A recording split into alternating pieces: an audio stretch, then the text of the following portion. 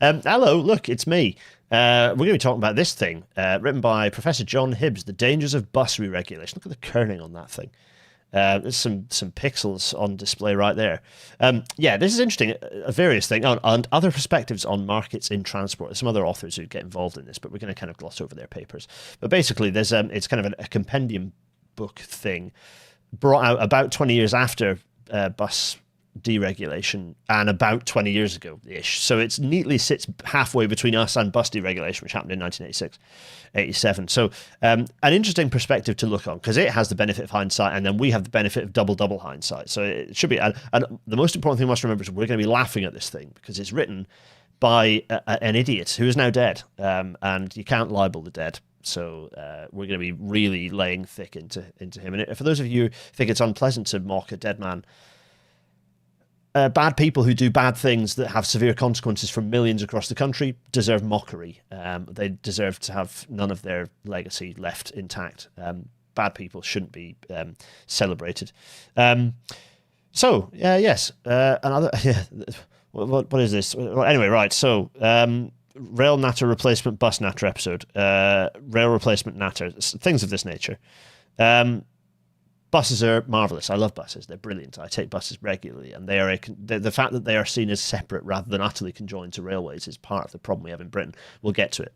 The IEA. What is the IEA? The IEA are the ones who nominally sponsored this document and put their name against it. Not them. No, that's the International Energy Agency. It's this lot, the psychopaths, the IEA, the libertarian ones, the ones who are extremely opaquely funded. That's them. There. Who they? Well, they are. It's an organisation that's been around since like 1955, founded by some nut job libertarian weirdo. It's an economics think tank, right-wing economics think tank. One of the first modern think tanks, ostensibly, very much like found a point of promoting kind of Thatcherite ideology, Truss ideology. Truss kind of was at the kind of the pinnacle of their influence, as it were. That went well for them. Unfortunately, this Labour government also loved them. But anyway, yeah, it's like a massive. It's funded to deny climate change. It's funded critically to attack anything like public transport. It's extremely pro privatisation. It's tied to all the Tufton Street nasties, like the Adam Smith Institute. They're all part of the same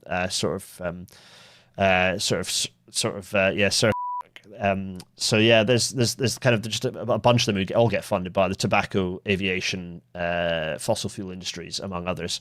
It's extreme. Yeah, it claims all sorts of charitable benefits, but the Charity Commission has finally opened a compliance case this year, May 2025. So, is it going to change anything for them? No, of course not. They're part of the establishment, so they'll always be protected. But yeah, nutters and psychopaths. So within their ranks for a fair while, and associated heavily with them, was a chap called Professor John Hibbs. Here he is.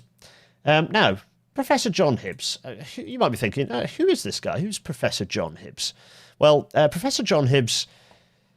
Well, in the report that we're about to let's have a little look. What does the report say about Professor John Hibbs? It says John Hibbs started work in the bus industry when he went to the LSE in 1952 as a research student.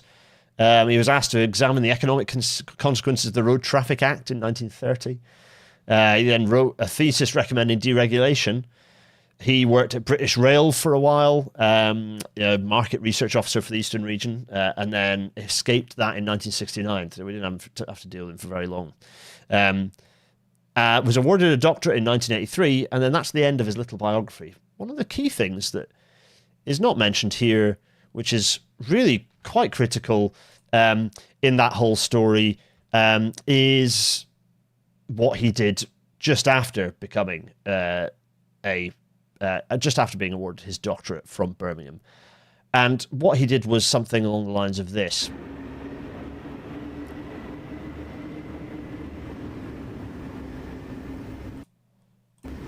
Yes, this. Because what he did was writing incessant papers for the benefit of ministers and Treasury and others, he wrote a sequence of papers that essentially became the 1986 deregulation legislation that led to the demolition of Britain's bus services across the country, and led to scenes like this on main roads in cities across the country and utter abandonment absolutely everywhere else.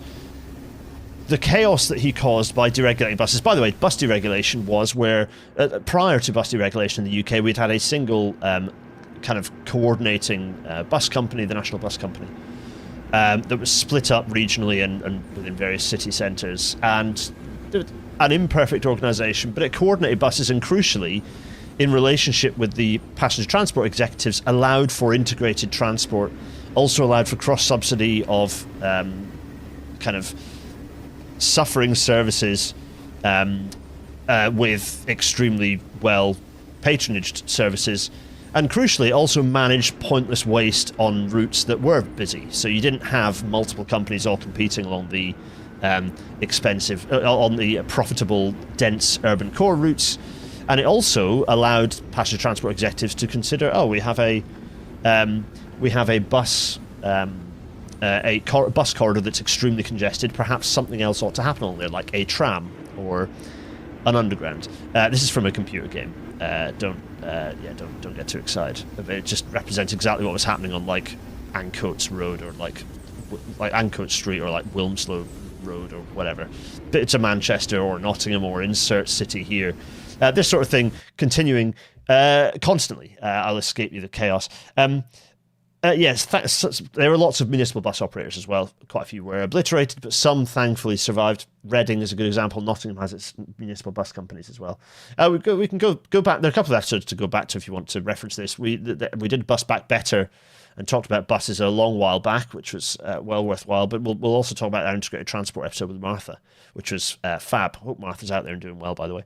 Smithdown Road in Liverpool, says Gareth. Yeah, absolutely. So what are some of the things we can look at that allow us to learn about how successful this deregulation process was, where the National Bus Company was split into infinity bus companies that were instantly then gobbled into enormous blobs like National Express, Stagecoach and First Group? Well, first of all, let's have a look at fares since deregulation. So fares in 1987 compared to the equivalent costs for motoring.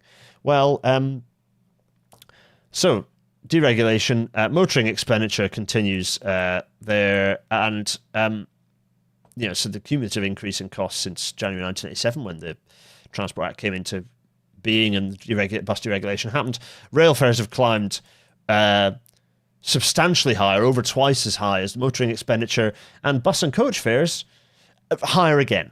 So that's not great. So fares have risen far higher than the cost of motoring along the same time. That's not entirely bus deregulation. It's a policy, kind of a matrix of policies, all of which have been hostile to public transport. But it's a key factor. Meanwhile, even just looking at the period 2016-17 to 2021-22, we can see what the effect has been of a failing deregulated system on service numbers. And, well, in some cases, more than half of services have been cut in a very short space of time. But even, I would love to get this graph running from 1987 to now, where London, which was not deregulated, by the way, London remained regulated. Everywhere else in England, Wales and Scotland was deregulated. Northern Ireland was left to its own devices. You can see enormous cuts, 40% drop in Blackburn, 56.5% drop in Hertfordshire. Huge reductions, Somerset there having an enormous reduction, just massive reductions in bus in service numbers. Spectacular.